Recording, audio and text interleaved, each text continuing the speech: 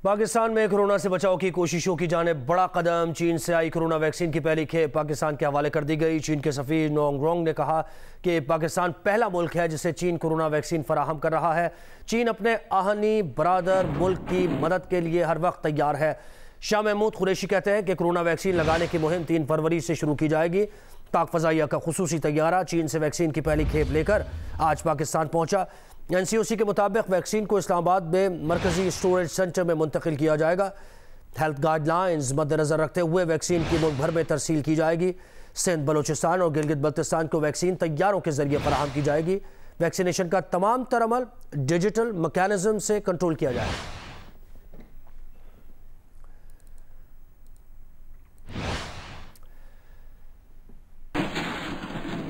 वज़ीर आज़म की सरबराही में पार्टी रहनुमाओं और तर्जुमानों के इजलास में फॉरेन फंडिंग, सेनेट इलेक्शन और कब्जा माफिया के खिलाफ एक्शन पर ब्रीफिंग दी गई है। नुमाइंदा जियो न्यूज़ अयाज अकबर यूसुफजई ने हमें ज्वाइन किया है। अयाज, इजलास से मुताल्लिक डिटेल्स आपके पास क्या हैं?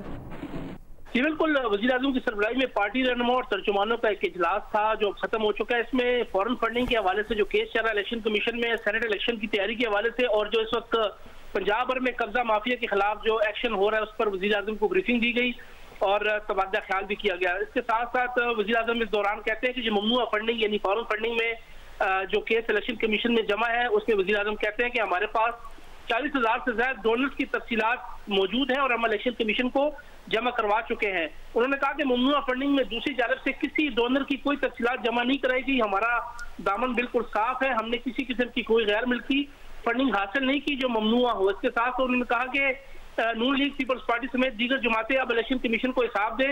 हम तो हिसाब दे चुके हैं। और नवाज शरीफ के हवाले से उन्होंने कहा कि नवाज शरीफ का सियासत में जो पैसा लाए वो ओसामा बिन लादेन से उन्होंने लिया था। और साथ साथ कब्जा माफिया के जरिए नवाज शरीफ ने अपनी ATMs बनाई हैं और खोखर बरादरान जिनके खिलाफ अभी एक एक्शन भी हुआ है। उन्होंने कहा कि ये नून लीग की ATMs हैं। और साथ साथ उन्होंने कहा कि लाहौर में अब खोखर बरादरान के अलावा बाकी जो कब्जा माफिया हैं इनके खिलाफ भी सख्त इकदाम की हिदायत कर दी गई है। सेनेट इंतखाबात के हवाले से वो बताते हैं कि शफाफ बनाने के लिए हम तरमीम कर रहे हैं और अपोजिशन तरमीम की मुखालफत करके खुद को अवाम के सामने एक्सपोज कर रही है। वो ये चाहते हैं कि ये अमल शफाफ ना हो। इन तमाम मामलों पर तबादला ख्याल किया। बहुत शुक्रिया अयाज अकबर यूसुफजई।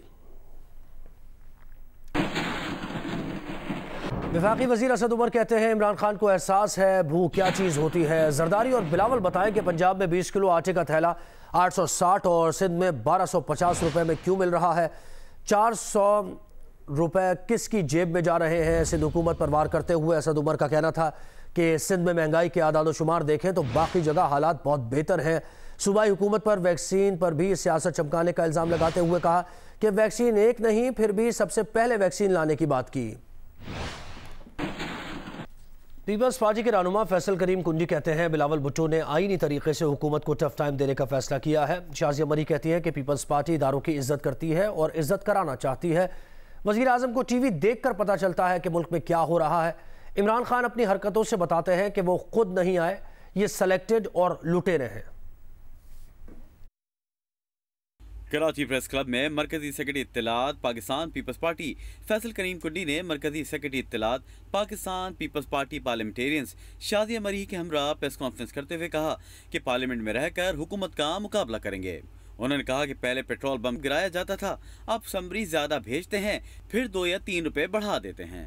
इनके पास एक ही ऑटो रिवर्स कैसेट है, NRO नहीं दूंगा, मैं किसी को जो है नहीं छोड़ूंगा, मैं जो है मतलब है कि ये चोर हैं, ये डाकू हैं, ये दुश्मनों के एजेंट हैं, ये हैं वो, ये चीज़ें के ये लखपात जो है ये दिए गए। लेकिन हम कह रहे थे कि नहीं, हम जमहूरियत की आगे चलना चाहते हैं। प्रेस कॉन्फ्रेंस में शादिया मरी ने कहा कि आज महंगाई में किसके खजाने भर रहे हैं। हम पार्लियामेंट के अंदर भी सवाल करेंगे और बाहर भी, इन्हें भागने नहीं देंगे। शादिया मरी का कहना था कि उनसे सिफारती ताल्लुकात नहीं बनते। कदीम सिफारती ताल्लुकात पर हमें 5 लाख कोरोना वैक्सीन चीन से एड में मिली हैं। क्योंकि ये वो लोग हैं जो कहा करते थे कि जब महंगाई होती है तो उनके खजाने भरते हैं जो ऊपर बैठे हैं, जो हुक्मरान है। आज किसके खजाने भर रहे हैं जब एक माह में 9 रुपए तेल की कीमत बढ़ी? कौन चोर है और कौन डाकू है? PP रहनुमाओं का कहना था कि 5 साल अजीब लग रहे हैं, ये एक डिक्टेटर की निशानी है। इस बयान को गैर जमहूरी समझते हैं कि हर 5 साल बाद इलेक्शन क्यों होते हैं। उन्होंने मजीद कहा कि हुकूमत के लिए मैदान खाली नहीं छोड़ेंगे। कैमरामैन सज्जाद हुसैन के साथ राना जावेद, जियो न्यूज़, कराची। पीपल्स पार्टी के रहनुमा कमर जमान कायरा कहते हैं पीडीएम किसी मौक़िफ़ से पीछे नहीं हटी, हदफ नहीं बदला, पॉलिसी एडजस्टमेंट की है, यू टर्न नहीं लिया। यू टर्न लेने वाले कोई और हैं। वज़ीर आज़म को कभी चीन याद आता है तो कभी सऊदी अरब। वो पाकिस्तान में रहकर नहीं, हवा में बातें करते हैं। हदफ नहीं बदला, हमने यू टर्न नहीं लिया, हमने अपनी सिर्फ पॉलिसी में एडजस्टमेंट की है। यू टर्न वाले और हैं। पिछले दिनों उन्होंने कहा कि जी देखें हमारे यहाँ तो 5 साल की पॉलिसियाँ बनती हैं, चीन में तो 20-20 साल के मंसूबे होते हैं। और इमरान खान साहब, हमने 5 साल में नहीं, हमने 1.5-1.5, 2-2 साल, 2.5-2.5 साल की हुकूमतों में पाकिस्तान के अवाम को रिलीफ दिए हैं। तो ये बात कि जी हमें 20 साल चाहिए, ये अनोखे लाडले के ख्वाब नहीं चलेंगे। लेकिन वो पाकिस्तान के अंदर रह के बातें नहीं करते, वो हवा में बातें करते हैं। कभी उनको चाइना याद आता है, कभी सऊदी अरब याद आता है। परवेज़ खटक साहब जो हैं बड़े अरसे से दुखे बैठे थे, कल वो भी फट पड़े। तो अभी तो हमने सिर्फ नाम लिया है तो क्रैक्स खुलने शुरू हो गए हैं। जिस दिन तहरीक पेश हुई आप धमाके सुनेंगे। मुस्लिम लीग नून के रहनुमा एहसन इकबाल कहते हैं कौम का हर तबका हुकूमत को घर भेजने की दुआ और जुद्दोजहद कर रहा है। नून लीग की राय थी कि सेनेट इलेक्शन को खुला नहीं छोड़ना चाहिए। ऑपोजिशन जमातों का 4 फरवरी को सरबराही इजलास होगा, जिसमें अपने आइंदा के लाहे अमल और लॉन्ग मार्च के लिए पीडीएम इंशाल्लाह हतमी फैसला करेगी। कौम का हर तबका इस वक्त जख्मी है इनसे।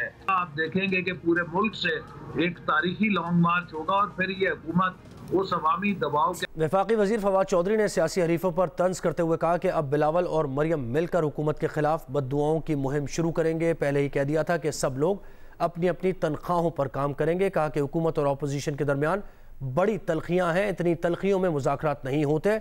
अपोजिशन को दीवार से लगाने का हुकूमत का मौक़िफ़ नहीं होना चाहिए। सिंध हुकूमत को 1600 अरब रुपए वफाक ने दिए, ये जानने का कोई मैकेनिज्म नहीं कि वफाक से जाने वाला पैसा इस्तेमाल भी हो रहा है या नहीं। कि सब लोग जो है वो अपनी अपनी तनख्वाह में काम करेंगे। पिछले 2 साल में सुबह पंजाब को तकरीबन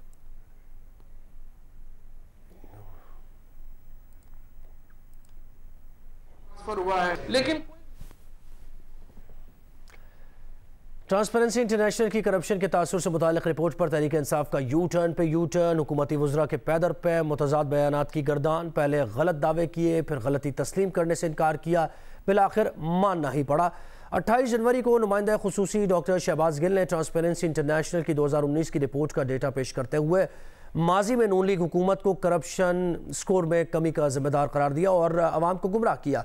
अपोजिशन की कमज़ोर अंग्रेज़ी पर तंज के वार करते हुए कहा कि अपोजिशन को इस वक्त समझ नहीं आएगी जब रिपोर्ट का उर्दू में तर्जुमा किया जाएगा, जिसके बाद वज़ीर आज़म इमरान खान, मुशीर पार्लिमानी उमूर बाबर आवान और दीगर हुकूमती नुमाइंदों ने भी इसी मौक़िफ़ को दोहराया। 29 जनवरी को जब ये बात वाज़ेह हो गई कि आदाद-ओ-शुमार तहरीक इंसाफ के दौरे हुकूमत के ही हैं तो वज़ीर आज़म ने यू टर्न ले लिया। कहा कि उन्होंने तो रिपोर्ट पढ़ी ही नहीं। डॉक्टर शहबाज गिल ने दावा किया कि उन्होंने जानते बूझते 2019 की रिपोर्ट के बारे में ट्वीट किया, लेकिन उनके बयान को तोड़ मड़ोड़ कर पेश किया गया। शहबाज गिल ने मुखालिफिन को लिफाफे और लिफाफियों के नाम से पुकारा।